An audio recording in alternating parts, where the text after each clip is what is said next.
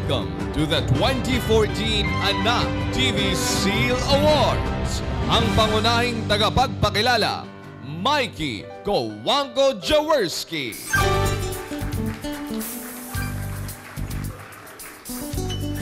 Isang makabatang umaga po sa inyong lahat, mga bata at mga dating naging bata. Salamat po sa inyong pakikiisa sa Anak TV. Biruin po ninyo, halos 1.5 dekada na tayong nagre-reunion dito tuwing nagsasara ang taon.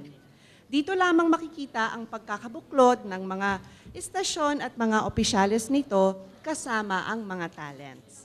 Dito rin natin sinasariwa ang mga panahon nung bata pa tayong lahat. Laman ng lansangan, anak ng araw at batak ang mga katawan. Kaya nga po, Throwback Thursday po tayo ngayon. At lahat tayo, sa halip na nag-elevator, ay nagdaan po sa ating Walk of Game ng Anak TV. Namumukod tangi po talaga ang Anak TV Seal. Aabot po sa 12,000 ang bumoto ngayong taon. At higit kumulang sa 4,000 ang hurado ng mga palabas. Nagsimula po sa 219 na entries noong Pebrero. Pero ngayon pong umaga na ito, 109 lamang ang nakalusot.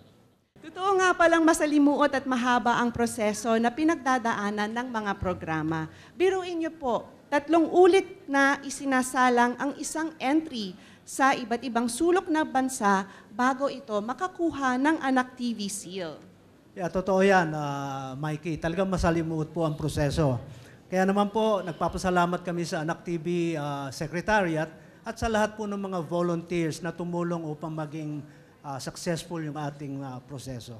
Yes, dahil hindi po talaga biro yung maglipot sa kapulunan na makipagtalastasan sa iba't ibang sektor ng lipunan. Bukod po sa libo-libo, sari-saring tao ang nag-a-assess ng mga programa. Meron pong mga magsasaka, may mga guro, mga madre, NGO worker, mga periodista at seaman, may mga sundalo pa at negosyante. Katoliko, Muslim, Aglipay, Iglesia, Ebanghelikal, pati siguro po mga atheist, kasama rin po. Tama. Sino mang lampas ng 18 anyos ang inaanyayahan ng ating sekretariat sa mga jury screenings na ginaganap sa mga barangay hall, mga kapilya, malalaking gym, paaralan, mga munisipyo, kahit nga sa mga basketball court.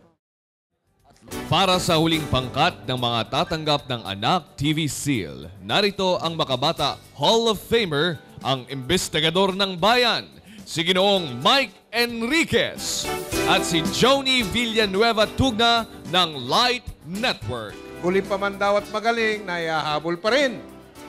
Aba, Sir Mike, huli man sila nating tatawagin, una naman sila sa pananaw ng mga tao kung pagiging child sensitive ang pag-uusapan.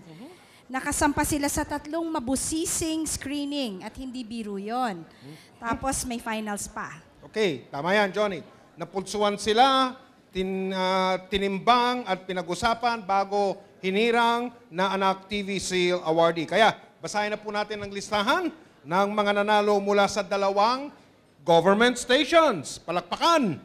Aakyat po ang kinatawan ng mga programa at tatanggapin ng tropeyo mula kina Bob Del Rosario at Leng Raimundo. Bob Del Rosario and Leng Raimundo. Ito na po sila. Oras ng Himala.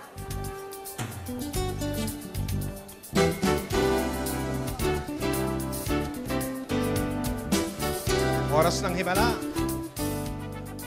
Morning po. Mother.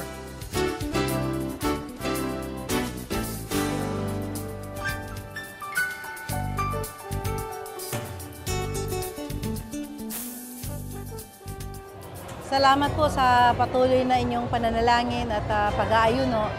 Ang award pong ito ay para po sa ating lahat dahil kung wala po kayo, ay wala po ang award na to. Sa inyong suporta, sa telebisyon at naging biyaya at tuwaran, hindi lang po sa ating bansa, kasama na sa bawat bansa na kung saan nakakarating ang oras ng himala. Kaya maraming salamat uli.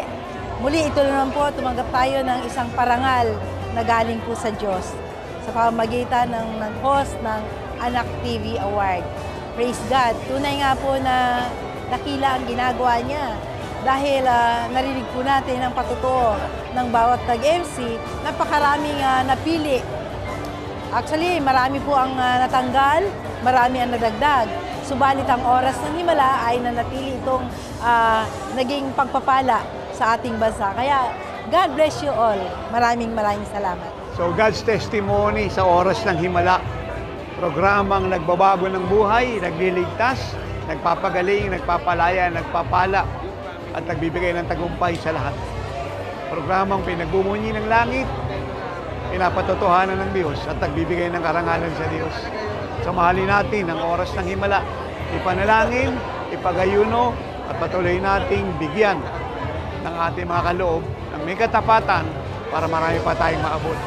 Salamat sa inyong mga buhay, sa Diyos ang lahat ng karangalan. And all God's people say, Amen.